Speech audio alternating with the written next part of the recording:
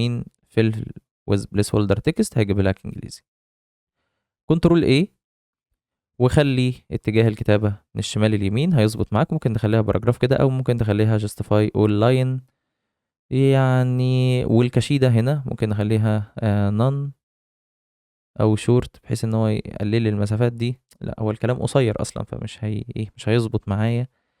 فرجعها لي تاني من الشمال لليمين كده. وممكن ان انا امسح سطر او اتنين او امسح الكلمة اللي تحت كده. كده كلام افتراضي يعني. تمام. برضو هاخد أداة الكتابة وهكتب نص هنا كده صغير. كليك يمين fill with placeholder text. برضو نفس الغلطة.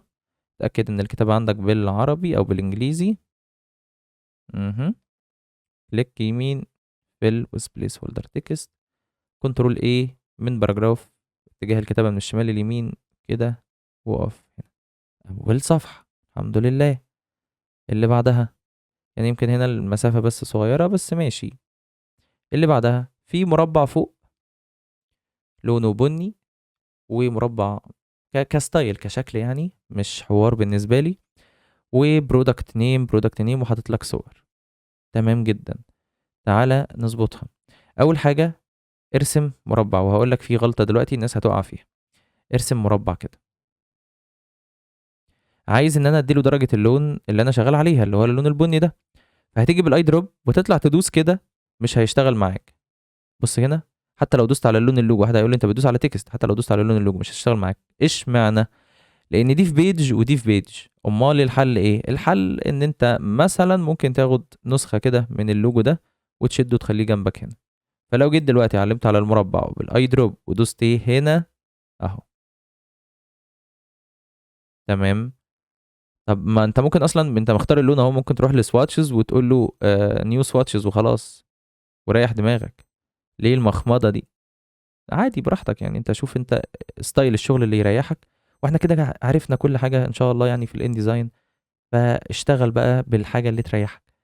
تعالى ارسم خط كده او ريكتانجل كده والريكتانجل ده هيكون لونه ابيض كشكل بالنسبة لي.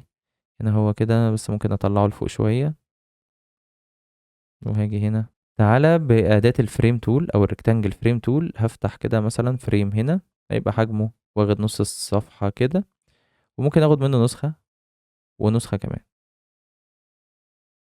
بص هنا. بالسمارت جايد ظبطها لي التلاتة ما بينهم وما بين بعض جايدز مظبوطة بالملي. حلو. اقف بقى على الصورة الأولى. فايل بليس. وهختار مثلا الصورة دي وهقول له open. كليك يمين fitting fit فريم أو fill فريم. اقف على الصورة التانية فايل بليس open.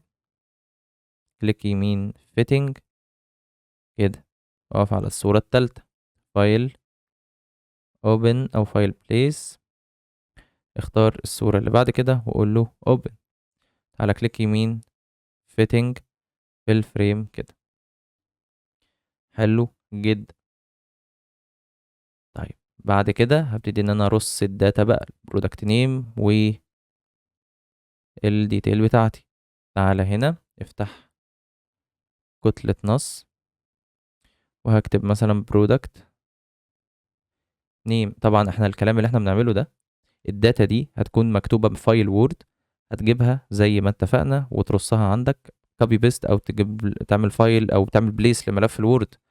انما احنا بس احنا بناخد شكل التنسيق عشان اعرفك ان الشكل بسيط جدا. اي حاجه على الانزاين هي ما الا يعني. دايما بقول ان انت علشان تشتغل على الانزاين لازم يكون عندك ذوق او محاسبك قوي علشان تعرف تظبط الرصه بس.